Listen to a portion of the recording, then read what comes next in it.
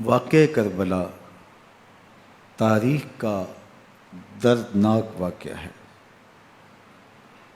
یہ اقتدار کی جنگ نہیں تھی، اقدار کی جنگ تھی۔ دو شخصیتوں کی لڑائی نہیں تھی، دو نظریات کا ٹکراؤ تھا۔ یہ حق اور باطل کا معرکہ تھا۔ یزید ظلم کا استعارہ ہے، حسین ابن علی امن کی علامت ہے۔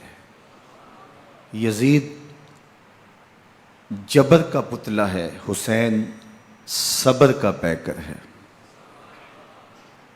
یزید اپنی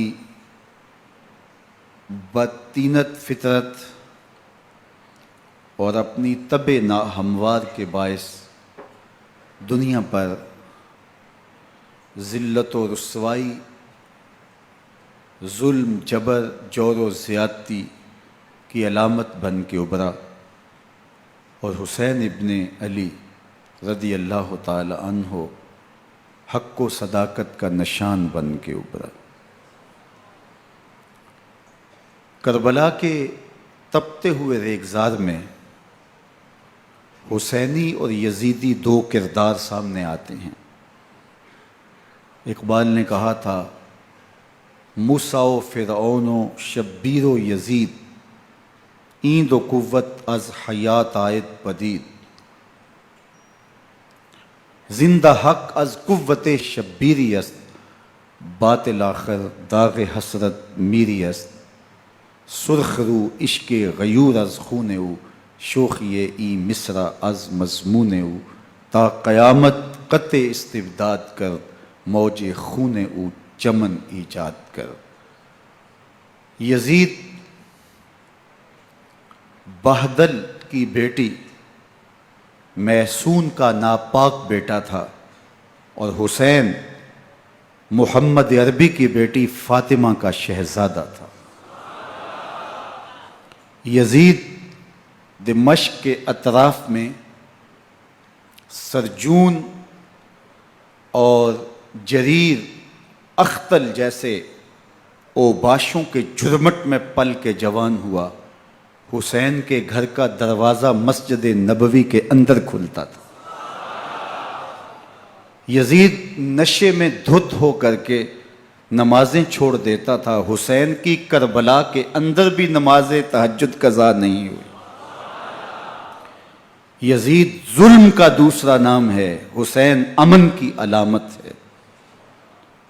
یزید نے زندگی میں ایک مرتبہ حج کیا اور شراب کے مٹکے ساتھ لے کے آیا، اور اختل اور دیگر گویوں اور مغنیوں کو اپنے ساتھ رکھا تاکہ سفر آسانی سے کٹے۔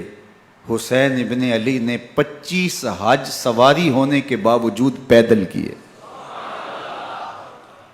یزید حج بیت اللہ کے بعد مدینہ المنورہ آیا اور شراب کی ایک مجلس بپا کی۔ حضرت امام حسین رضی اللہ تعالی عنہ جب وہاں پہنچے تو شراب کی پھیلی ہوئی بدبو کو محسوس کرتے ہوئے فرمایا، یہ بو کیسی ہے؟ تو نشے میں دھت یزید بولا، یہ شام میں بنتی ہے، اور ایک جام منگوایا اور اس کو پیتے ہوئے دوسرا جام حضرت امام حسین رضی اللہ تعالی عنہ کی طرف بڑھاتے ہوئے کہا، ابا عبداللہ لیجئے۔ تو حضرت امام حسین رضی اللہ تعالی عنہ نے فرمایا، میں اس کی طرف دیکھتا بھی نہیں ہوں، اور پھر وہ عشقی اشعار پڑھنے لگا۔ جب یزید کی شراب نوشی کا منظر امام حسین رضی اللہ تعالی عنہ اپنی آنکھوں سے دیکھ چکے تھے تو مجھے بتاؤ، یزید کے ہاتھ پہ امام حسین کا پاک ہاتھ کیسے آتا؟ حضرت امام حسین رضی اللہ تعالی عنہ جس ماحول میں پلے تھے، جس ماحول میں پرورش پائی تھی، جس ماحول میں رہے تھے، وہ پاکیزہ اور تقدس مآب ماحول تھا۔ اور یزید کبھی اطراف دمشق میں، کبھی غوطہ میں، کبھی الخضرہ محل میں، اور کبھی کہاں اور کبھی کہاں داد عیش دیتا رہا اور لہو و لعب کے اندر مصروف رہا، اور اس کی زندگی ان چیزوں سے عبارت تھی۔ وہ محرمات کو حلال قرار دیتا، شراب نوشی اس کی ہڈیوں میں رچی ہوئی تھی، اور شریعت بیضا کا مذاق اڑایا کرتا۔ اور حسین ابن علی رضی اللہ تعالی عنہ کی دوستیاں جن لوگوں سے تھی وہ عبداللہ ابن عباس تھے، عبداللہ ابن عمر تھے، حضرت عبد الرحمن بن ابو بکر رضی اللہ تعالی عنہ تھے۔ یزید تو جوا کھیلتا رہا، یزید تو قمار بازی کرتا رہا، یزید تو شراب نوشی کرتا رہا، اور حسین ابن علی مسجد نبوی کے ممبر میں حضور کے پہلوؤں میں بیٹھتے رہے۔ زمانے نے وہ منظر دیکھا کہ سرخ رنگ کے جوڑے پہنے ہوئے حسنین کریمین حجرہ فاطمہ سے نکلتے ہیں، کم عمری کی وجہ سے کبھی گرتے ہیں کبھی سنبھلتے ہیں، اور آقا کریم خطبہ ارشاد کر رہے ہیں، خطبہ چھوڑ کے حضور نے شہزادوں کو اٹھا لیا۔ وہ منظر بھی زمانے نے دیکھا۔ حضرت عبداللہ بن شداد کہتے ہیں کہ حضور سجدے میں تھے اور سجدہ اتنا طویل ہو گیا، ہمیں لگا یا تو وحی کا نزول ہو رہا ہے یا پھر اللہ کا حکم آ گیا اور اللہ کے محبوب کی روح قبض کر لی گئی۔ لیکن میں نے جب نظریں اٹھا کے ننکیوں سے دیکھا تو کیا منظر تھا کہ حسین ابن علی حضور کی پشت پہ بیٹھے ہوئے اور میرے آقا سجدے کو طول دے رہے ہیں۔ اللہ اکبر! حسین کے لیے پیغمبر کے سجدوں کو طول دیا جا رہا ہے۔ حسین ابن علی کبھی ممبر پہ حضور کی اطراف میں بیٹھتے ہیں، وہ منظر بھی دنیا نے دیکھا کہ حضور کے مبارک کندھوں پر حسین ابن علی بیٹھے ہیں اور حضور کی زلفوں کو پکڑا ہوا ہے۔ تو حضرت عمر رضی اللہ تعالیٰ عنہ دیکھ کے کہتے ہیں واہ واہ کیسی سواری میسر آئی حسین ابن علی کو۔ تو میرے آقا مسکرا کے کہتے ہیں عمر سواری دیکھتے ہو سوار بھی تو دیکھو۔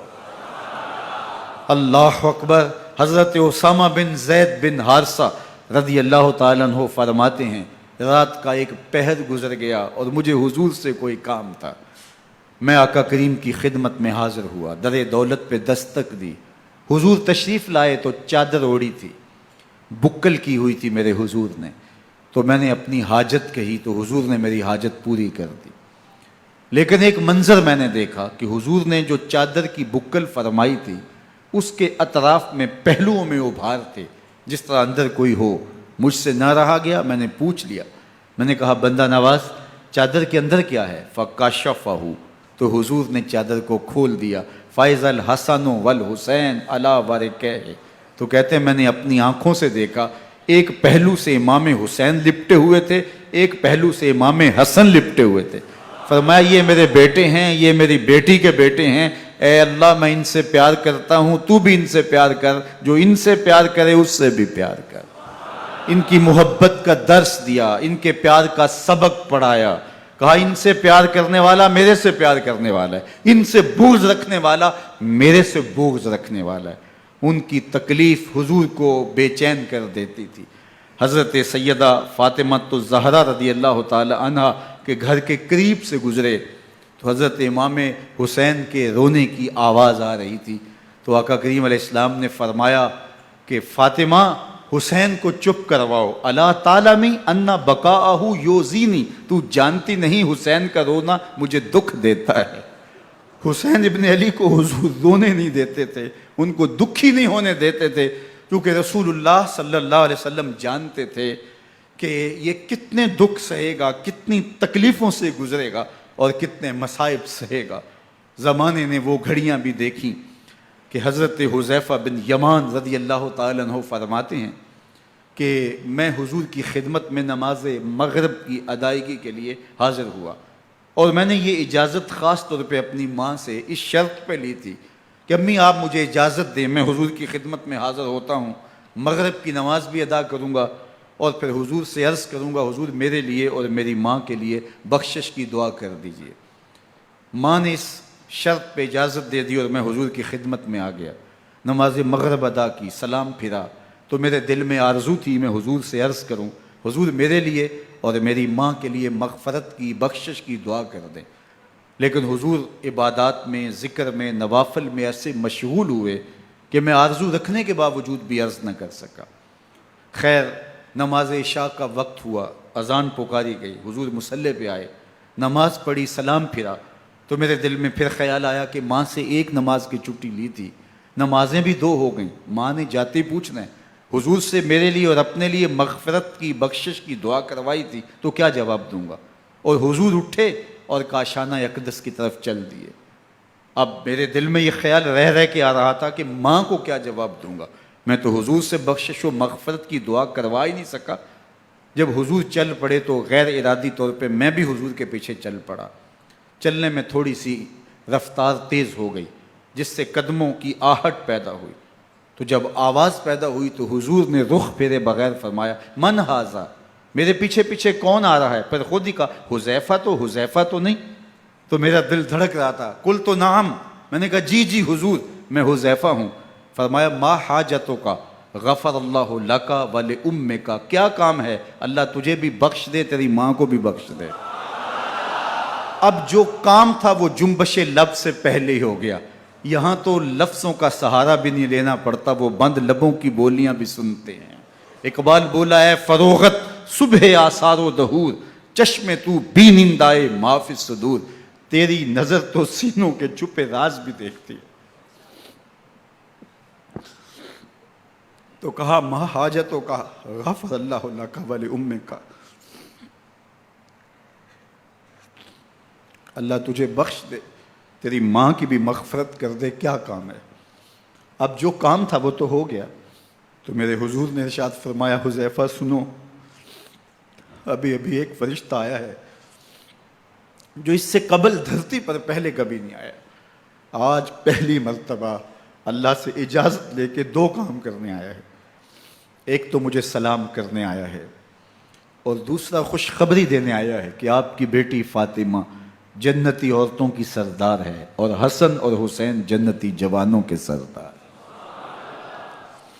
ایک طرف یزید ناپاک میسون کا پلیت بیٹا، اور ایک طرف محمد عربی کا نواسا، فاطمہ کے دودھ کا اثر، علی المرتضیٰ کے خون کی تاثیر، رسول اللہ صلی اللہ علیہ وسلم کے کندھوں پہ بیٹھنے والا۔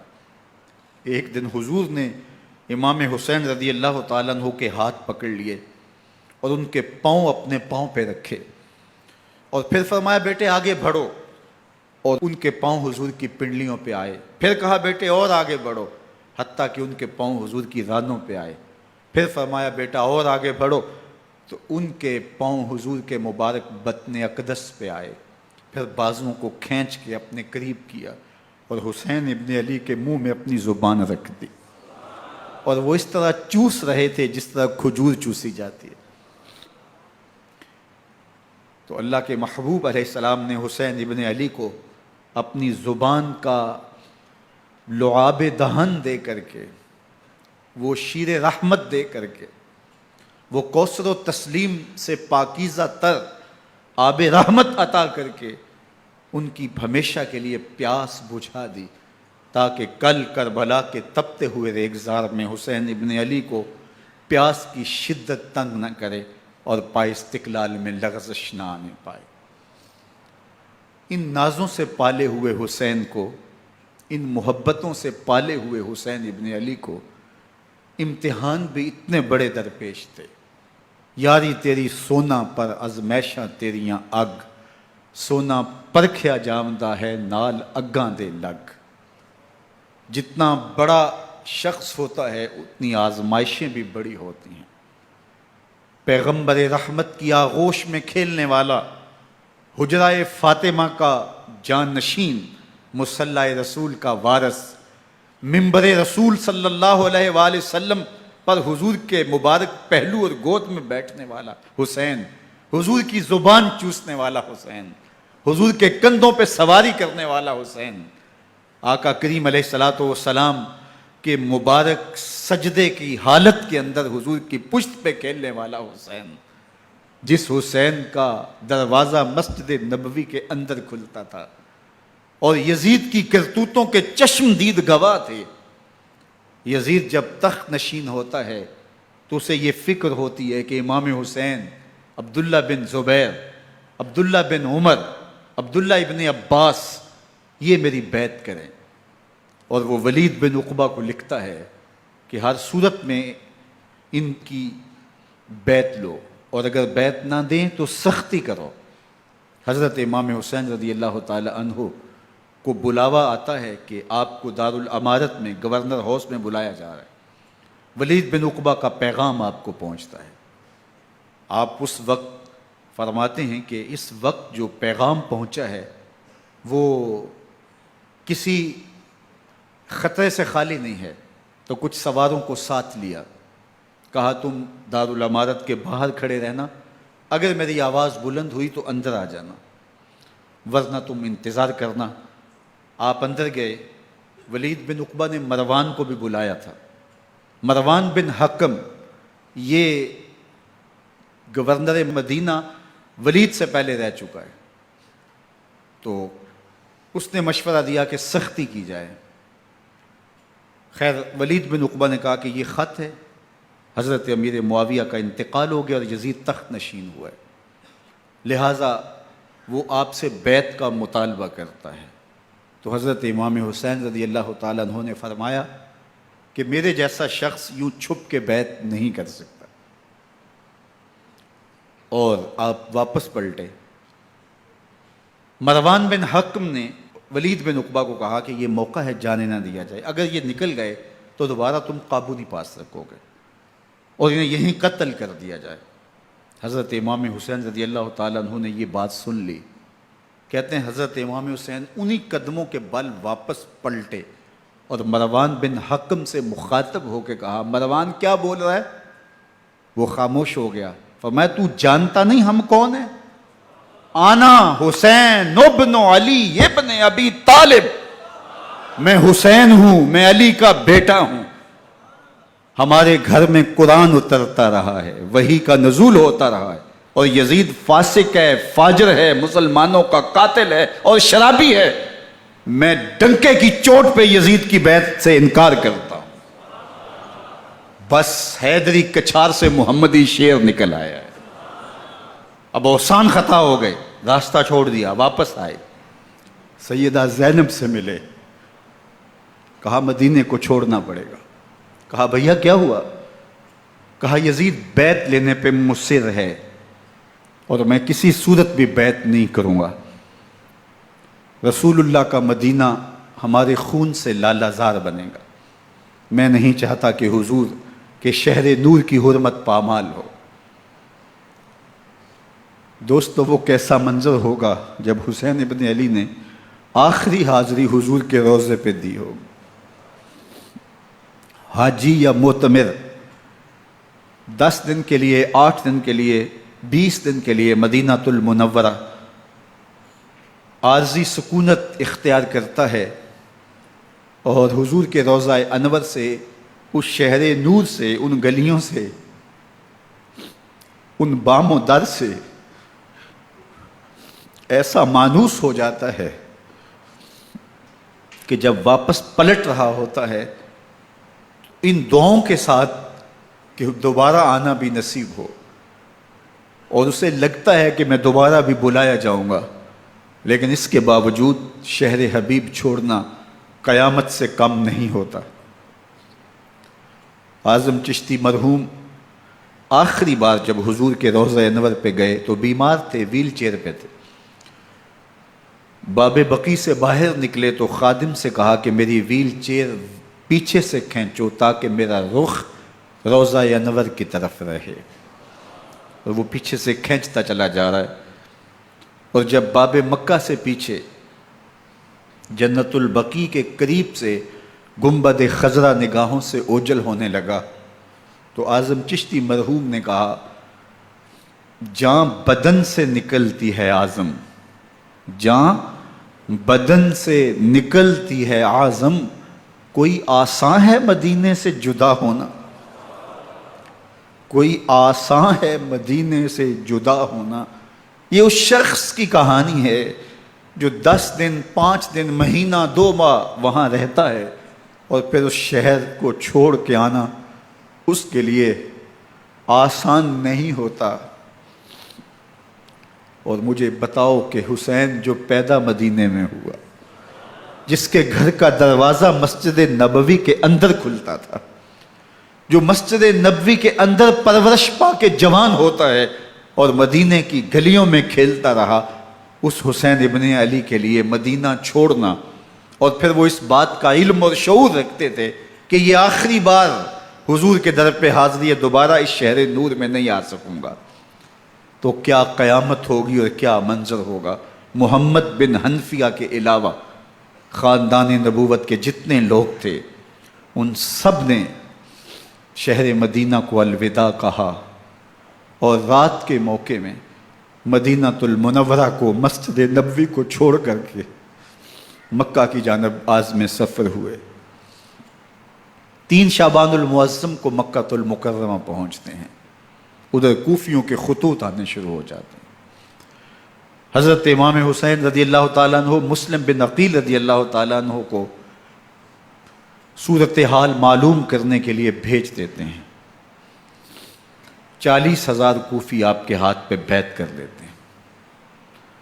ادھر 25 پیدل حج کرنے والے حضرت امام حسین 8 ذی الحج کو احرام باندھتے ہیں، لیکن آپ کو پتہ چلتا ہے کہ حاجیوں کے روپ میں قاتل چھپا دیے گئے، تو آپ اس احرام کو حج کی بجائے عمرے میں بدلتے ہیں اور کوفے کی جانب عازم سفر ہوتے ہیں۔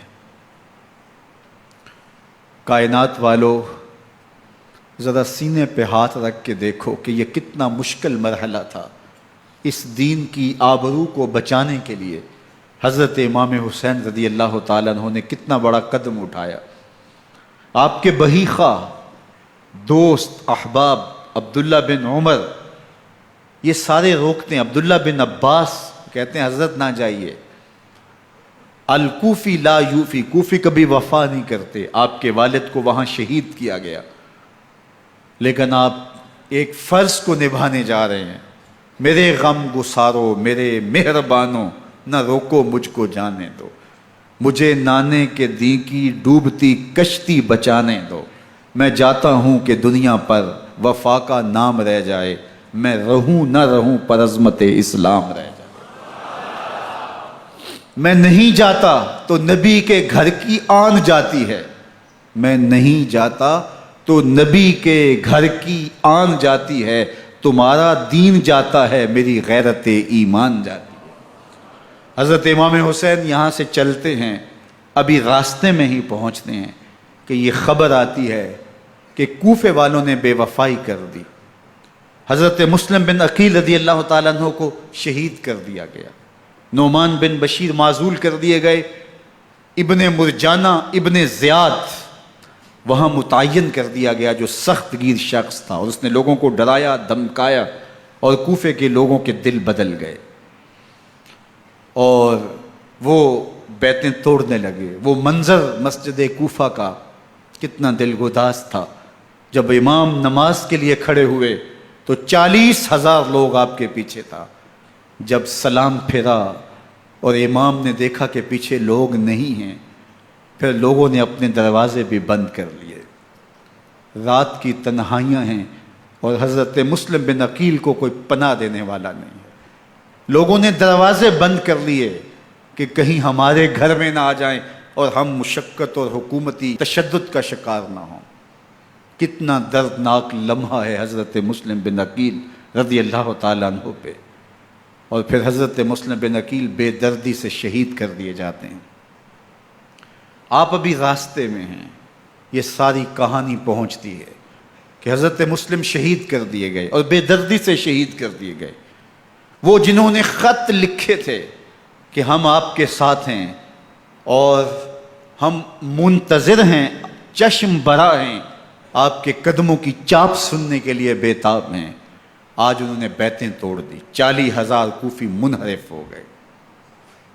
مسجد کوفہ کا وہ منظر کس قدر روح کو تڑپا دینے والا تھا۔ ہم پچھلے سال عصر اور مغرب کے درمیان جب کوفہ پہنچے تو سورج ڈوبنے کے قریب تھا۔ میں نے اپنی زندگی میں اتنا اداس موسم کہیں نہیں دیکھا جتنا اداس موسم کوفے میں دیکھا۔ ایسے لگتا تھا جس طرح کوفے کی آب و ہوا آج بھی شرمندہ ہے۔ جو مسلم بن عقیل اور خاندان نبوت کے ساتھ اہل کوفہ نے کیا، حضرت امام حسین رضی اللہ تعالیٰ عنہ کو ان کے بہی خواہوں نے، اعزاء نے، اقربا نے، دوستوں نے، آوان و انصار نے، ساتھیوں نے کہا کہ حضرت حالات یکسر تبدیل ہو گئے، اب ہمیں مراجعت کر جانی چاہیے، واپس پلٹ جانا چاہیے۔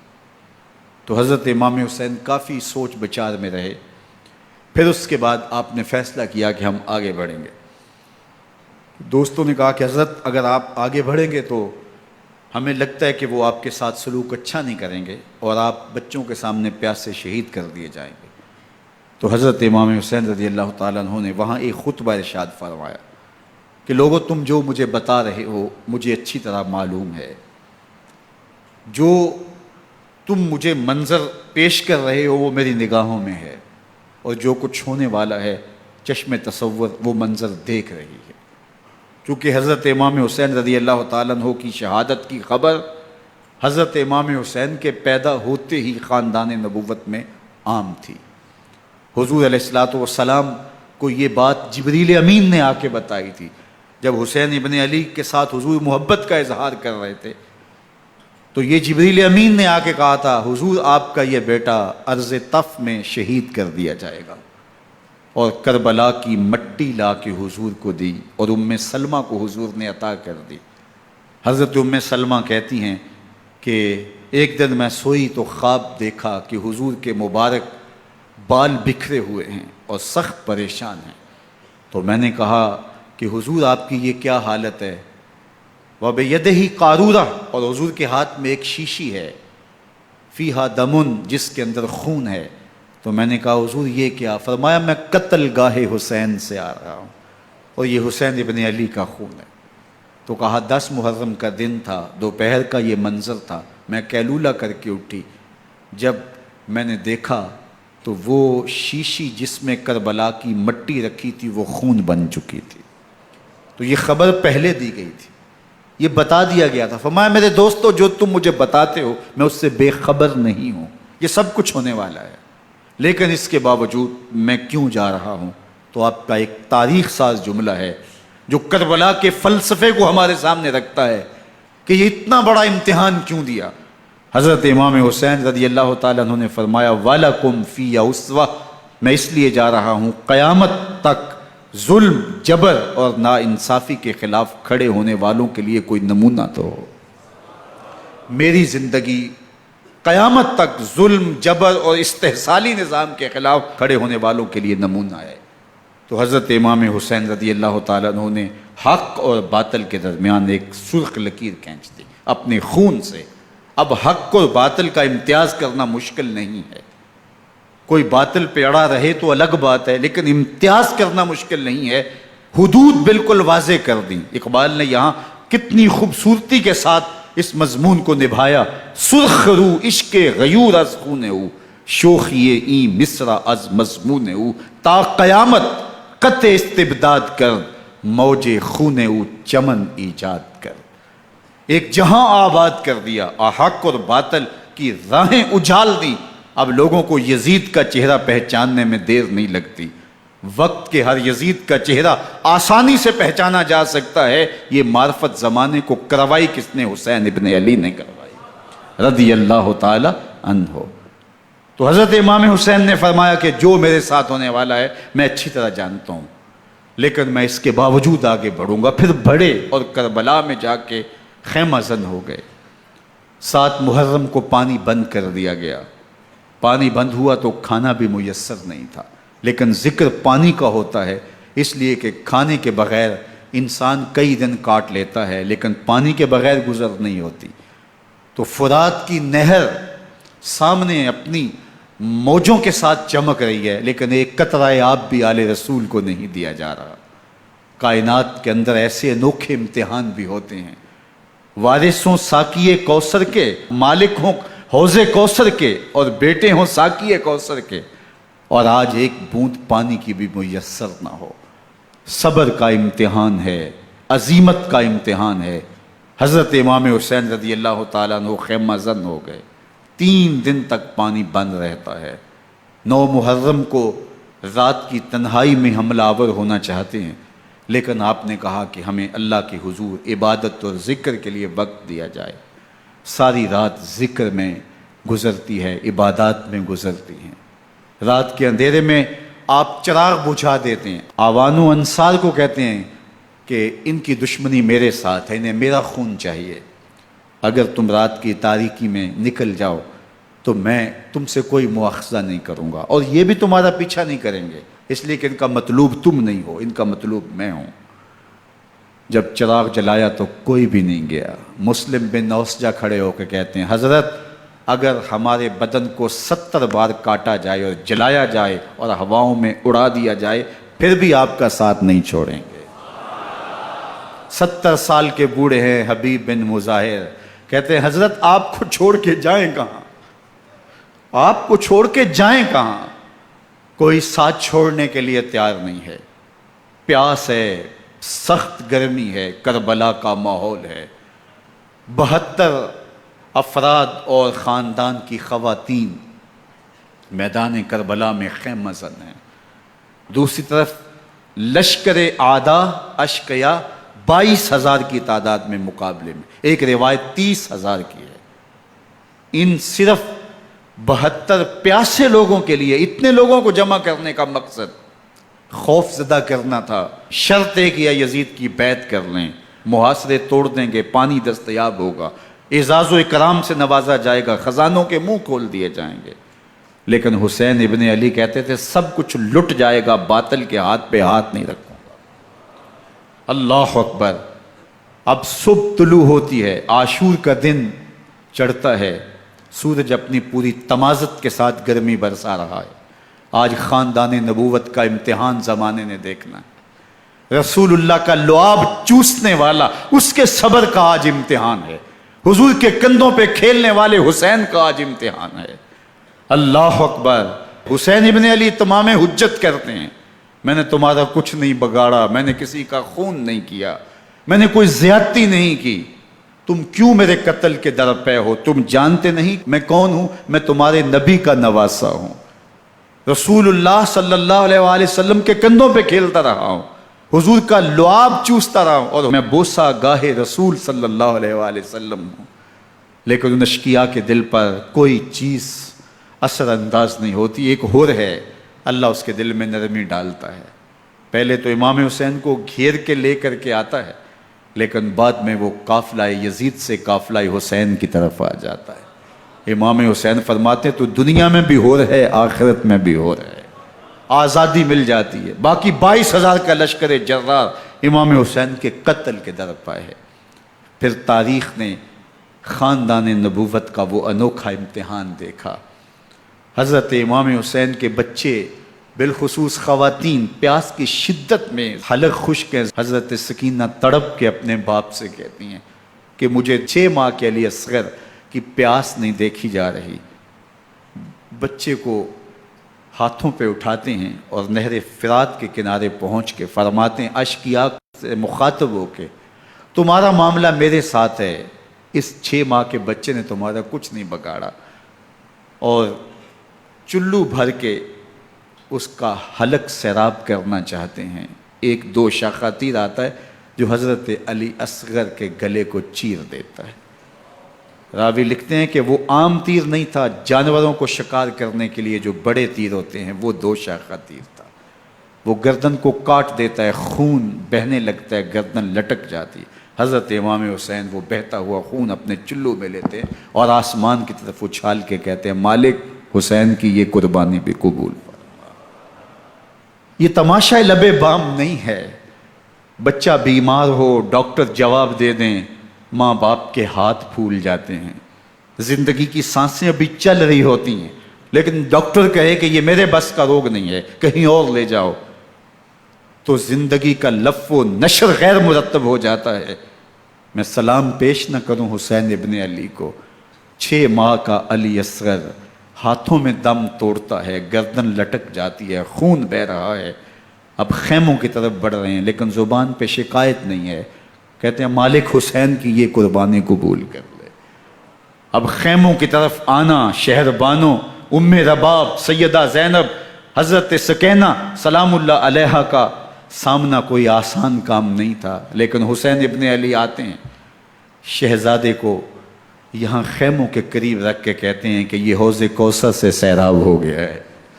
اللہ اکبر، کوہرام مچ جاتا ہے خیموں کے اندر، کیا منظر ہوگا اور ان کو کن الفاظ کے پیرائے میں ڈھال کر کے ان کیفیات کو بیان کیا جا سکتا ہے جو اہل بیت کے خیموں کے اندر علی اصغر کی شہادت کے بعد کا منظر رقم ہو رہا ہوگا۔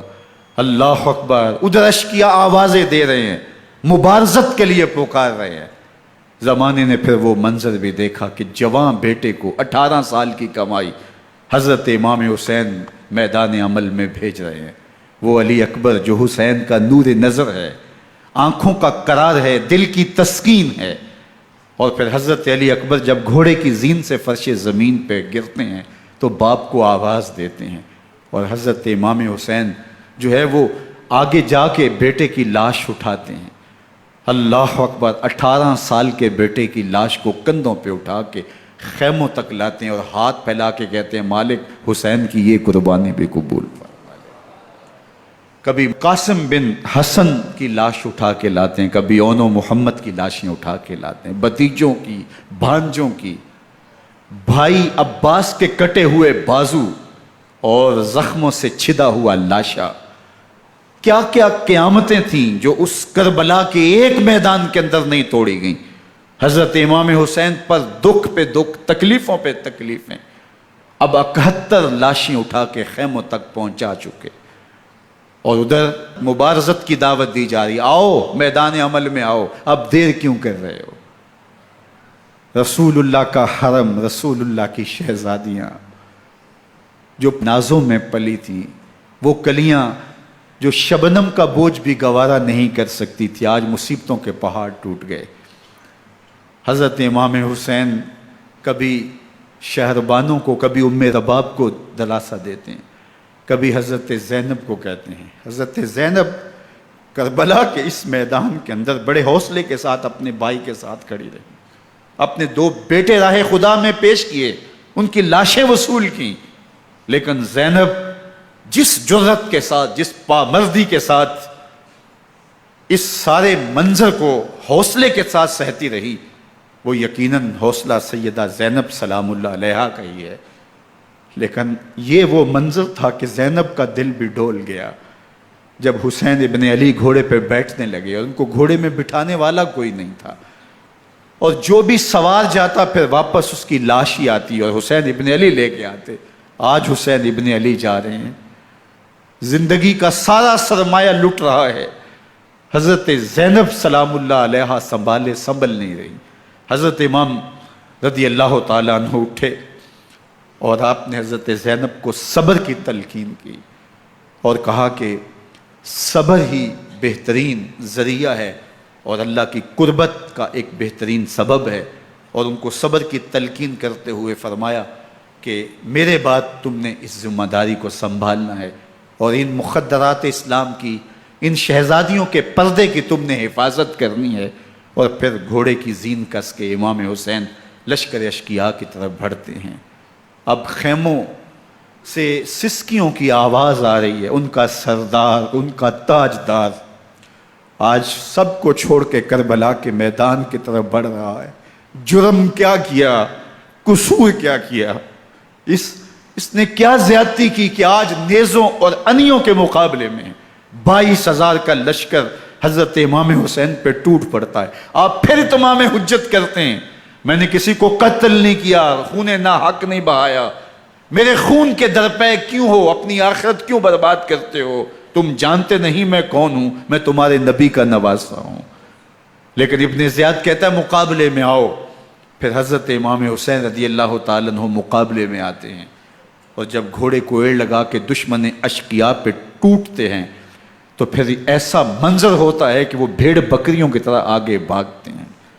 71 زخم کلیجے پہ لیے شجاعت کا یہ پیکر جب میدان میں آتا ہے، آواز آتی ہے یہ کون ذی وقار ہے، بلا کا شاہ سوار ہے، لباس ہے پھٹا ہوا غبار سے اٹا ہوا، تمام جسم نازنی چدا ہوا کٹا ہوا، یہ نبی کا نور عین ہے، یہ بالیقین حسین ہے، یہ حسین ابن علی ہے رضی اللہ تعالیٰ عنہ۔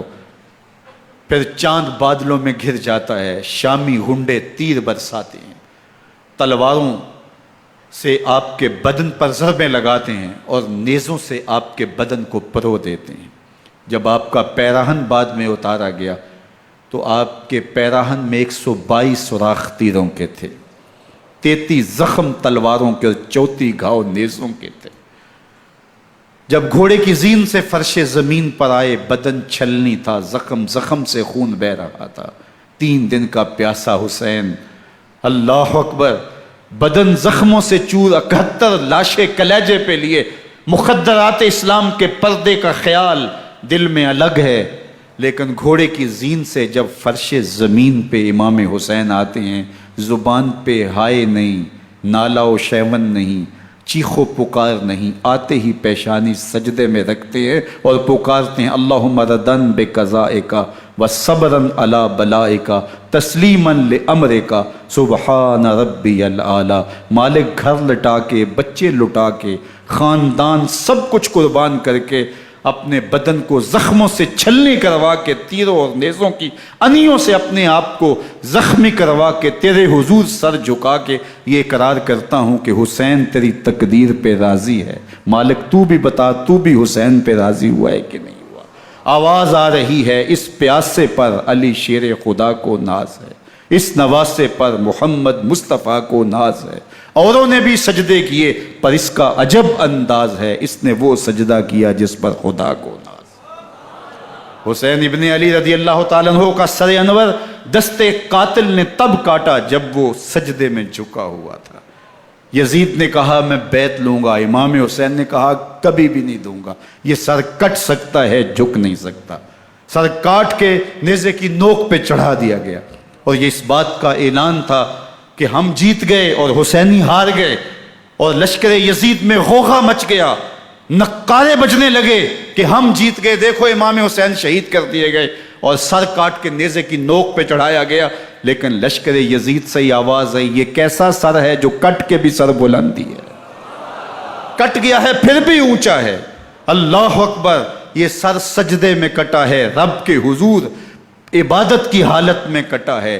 حسین آج بھی سجدے میں ہے، اللہ اکبر، حسین آج بھی سجدے میں ہے، بلکہ کٹے ہوئے سر کا رخ زمین کی جانب تھا اور کٹی گردن آسمان کی طرف، یوں نیزے پہ پرویا گیا۔ اللہ اکبر، ایک شاعر نے نقشہ کھینچا، بآنکھ سر نیزے پہ اور سوئے زمیں ہے روح، یعنی سجدہ ثانی کی ہے آرزو۔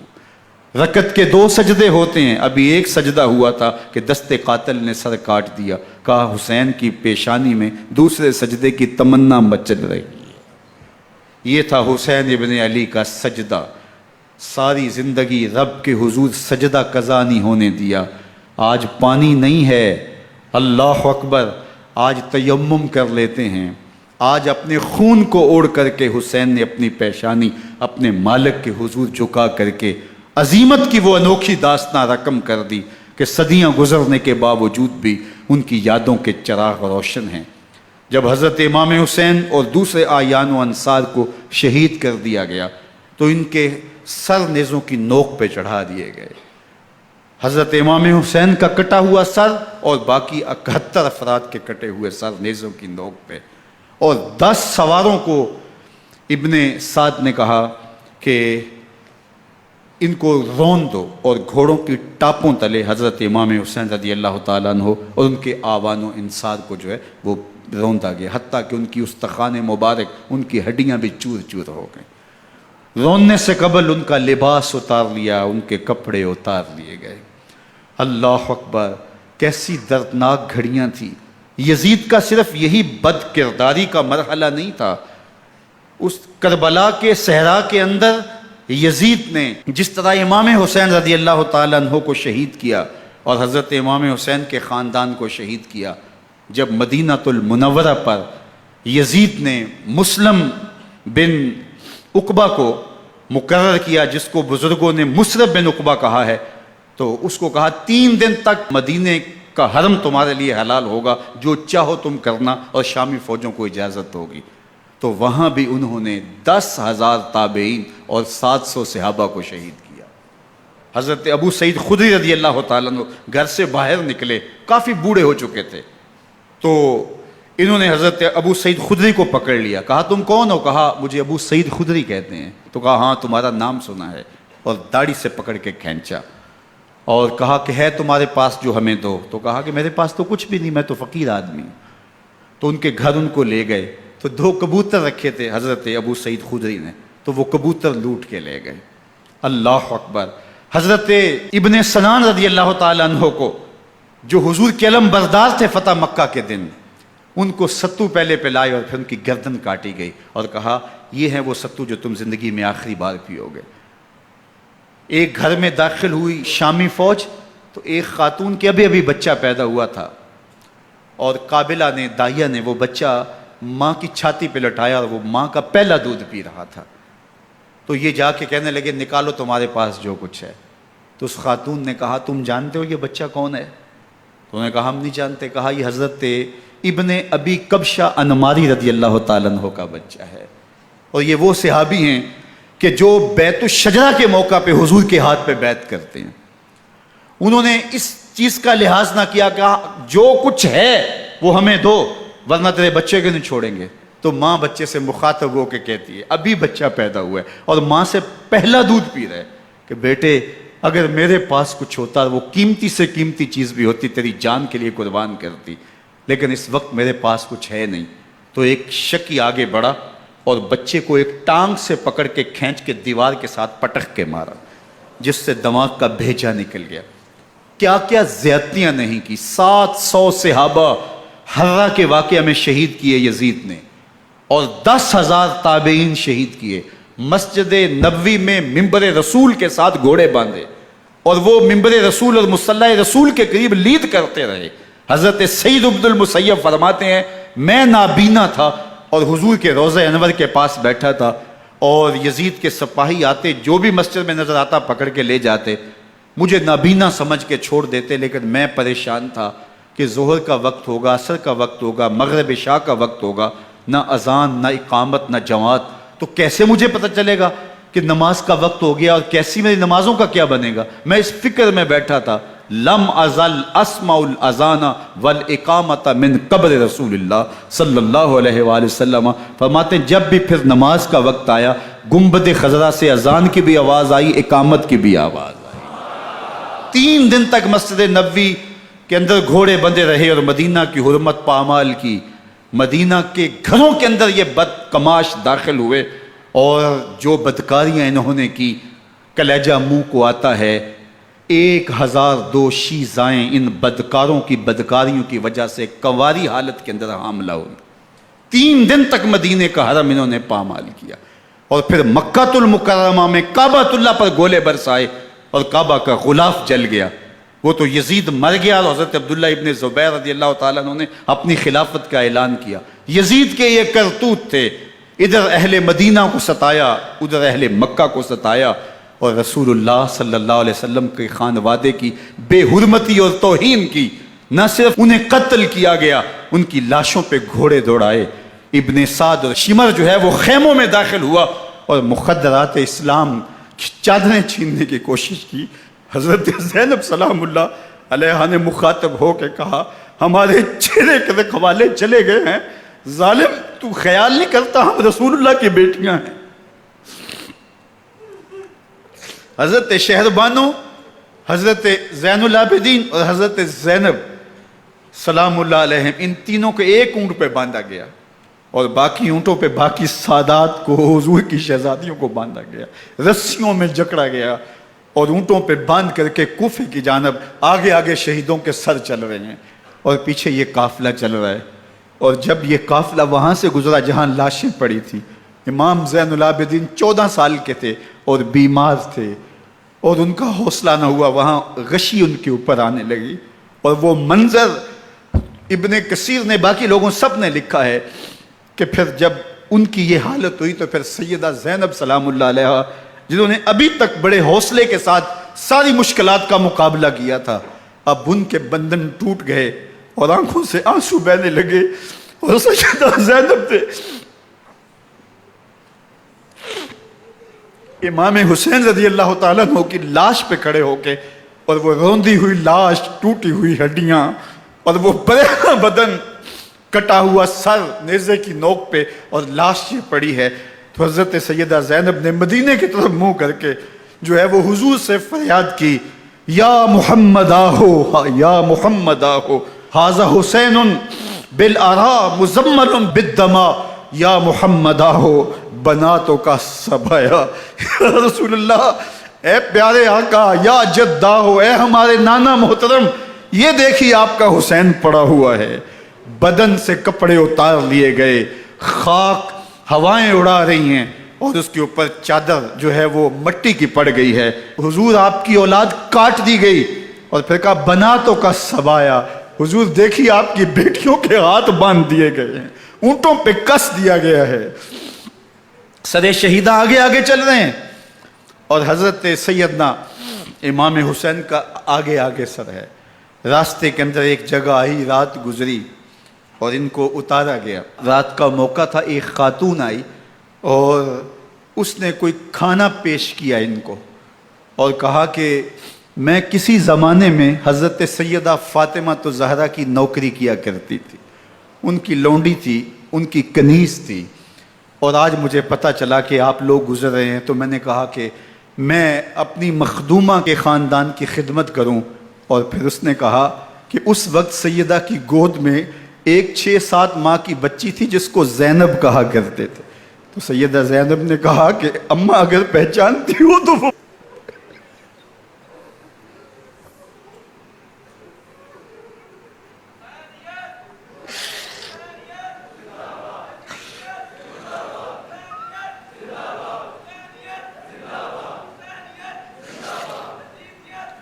یہ تاراج اور لٹا ہوا کارواں پھر وہاں سے کوفے میں کیسے پہنچا، اور کوفے کے اندر سیدہ زینب سلام اللہ علیہا نے وہ یزید کے دربار میں، ابن زیاد کے دربار میں وہ جرأت آمیز جو باتیں کہیں، اللہ اکبر، زینب کی زبان میں علی کی خطابت بول رہی تھی، اور پھر دشمن اور دوست سارے رونے لگے، اور وہ کیا دل گداز منظر تھے۔ اور پھر یہ سروں کا قافلہ اور سادات کرام کا مشکیں کسی ہوئی ہیں اور اونٹوں پہ باندھے ہوئے، ان کو وہاں سے پھر قادسیہ، اور قادسیہ سے پھر دمشق یزید کے دربار میں پہنچایا گیا، اور وہاں سے یہ لٹے ہوئے خانمہ برباد تاراج لوگ مدینہ المنورہ میں کیسے پہنچے، اور اہل مدینہ نے کیسے استقبال کیا، اور وہ منظر کتنا دلگداز تھا جب اہل مدینہ زینب سے پوچھتے تھے زینب حسین کہاں ہے؟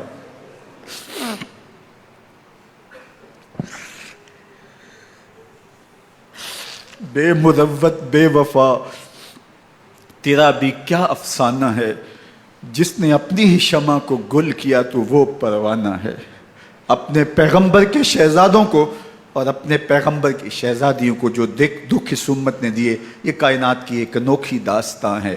اللہ ہمیں اسوہ شبیری پہ عمل کی توفیق عطا کرے اور ان کے نقوش پاک کی برکتیں دے، اہل بیت کی محبت ہماری روحوں میں جذب کر دے، اور جس عظیمت کے ساتھ، جس حوصلے کے ساتھ انہوں نے دکھوں کو جھیلا، جو دہکتی آگ کے شعلوں پہ سویا وہ حسین، جو جواں بیٹے کی میت پر نہ رویا وہ حسین، جس نے سب کچھ کھو کے کچھ نہ کھویا وہ حسین، مرتبہ اسلام کا جس نے دوبالا کر دیا، خون نے جس کے دو عالم میں اجالا کر دیا، جو کہ سوزے غم کو سانچے میں خوشی کے ڈھال کے مسکرایا موت کی آنکھوں میں آنکھیں ڈال کے۔ اے حسین ابن علی تم پر سلام، نازش آل نبی تم پر سلام۔ ذرا میرے ساتھ یہ پڑھ لیجئے، اے حسین ابن علی تم پر سلام، نازش آل نبی تم پر سلام، تم پہ لاکھوں رحمتیں لاکھوں سلام، اے شہیدان محبت کے امام، لالا گوں لالا بدن لالا کفن، اے چمن اندر چمن اندر چمن، زندگی ہی زندگی تیری حیات اے حیات اندر حیات اندر حیات، افتخار ملت بیضا ہے تو، رب کعبہ کی قسم یکتا ہے تو، فخر کا دل میں دریچہ باز کرنا چاہیے، جن کا تو آقا ہے ان کو ناز کرنا چاہیے۔ وآخر دعوانا ان الحمدللہ۔